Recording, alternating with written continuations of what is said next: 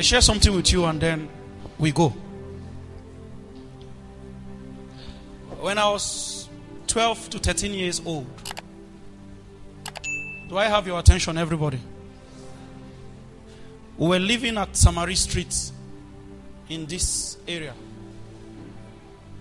I came down with a fever once. They were treating it, taking drugs, and it looked like I was recovering. And then on this fateful night, the whole situation deteriorated. I only remembered opening my eyes, waking up, and seeing myself standing in front of my bed, and my body was on my bed.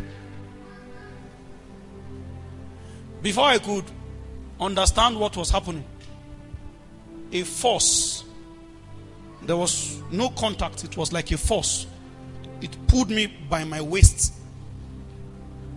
and began to take me somewhere upward, because I felt like the journey was upward. The speed it was drawing me was so fearful. So I was trying to say, Jesus, do you remember that feeling? That feeling you get when you are having that attack, that your lip cannot say Jesus.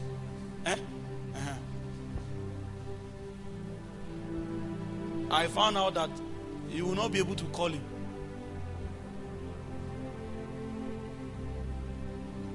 And it took me, it was going so fast. Fear gripped me. And that same force dropped me inside something that looked like an old canoe.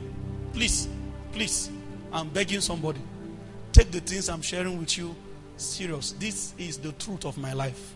No exaggeration. I have not forgotten any detail of this encounter. As soon as it dropped me in that thing like a canoe, a being that was looking like his garment was smoke. Black smoke that burns when you are burning a tire. That's the kind of thing that was his clothes. So you will see the clothes as though the cloth is flowing. The cloth can flow out, and that is his garment. And the raiment had something like a hood that covered him from the back. So you will not see his head. You will just see that thing like this from back. And so I happened to be his passenger. As soon as I entered that thing that looked like a canoe, he was with a staff. He hit the staff like this on the thing that looked like a canoe. The thing started moving. It was carrying me and him. The more distance the thing was covering, the greater my fear. So I began to hear a sound of the voices of many people. If you can have maybe like 1 billion people crying, the way that the sound will sound like is scary. I began to hear it, and the sound was becoming louder as we were going closer.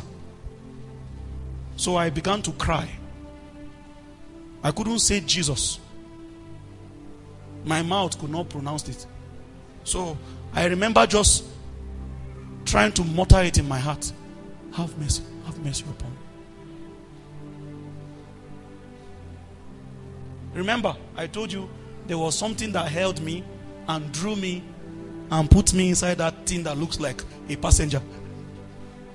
When that thought entered my heart, have mercy upon me, Jesus.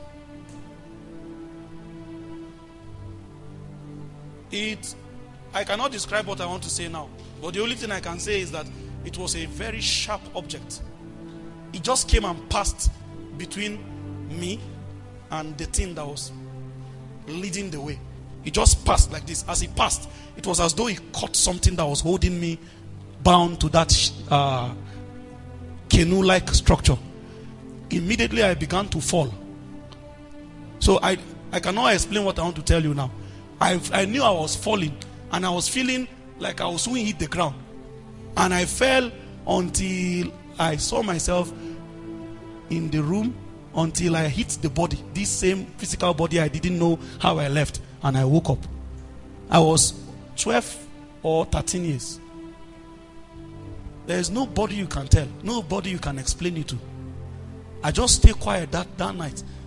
I was afraid to close my eye to sleep again, because the last The last thing I did before this thing started was that I slept. I did not understand what transpired until I began to gain spiritual understanding. You know, my parents were supposed to wake up that morning and see a lifeless body.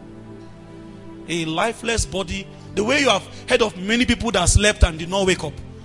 These encounters like this that took them away. And then they will say, after a brief illness. Brother, Jesus is not obligated to inform you when your hour of departure will come. Your only assurance is that make sure you are in tandem with him. Your heart is right with him per moment, per time. But you know, I'm afraid when some people can afford to contradict the law of God and also still sleep, go to bed with that state of heart. To them, sleeping and waking up is a routine.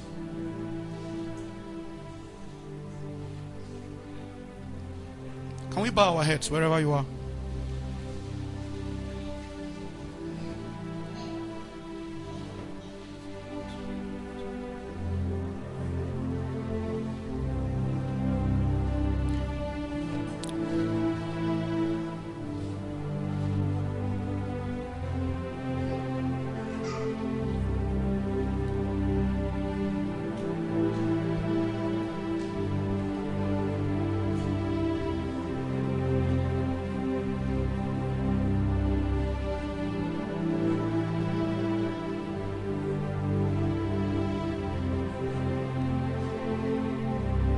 I don't want to be a castaway.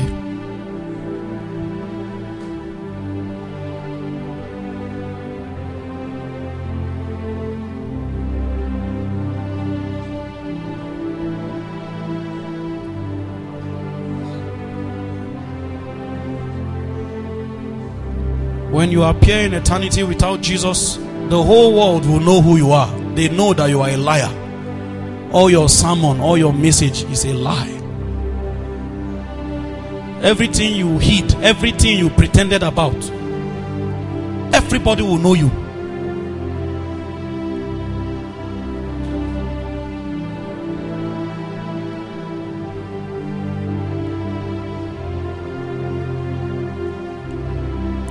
Some of your friends are already waiting for you in eternity. You know, many of them have crossed the great beyond, and you try to contemplate on where they are. And you don't want your mind to even think it. But brother, it is a good time. Contemplate on these things. Teach us to number our day.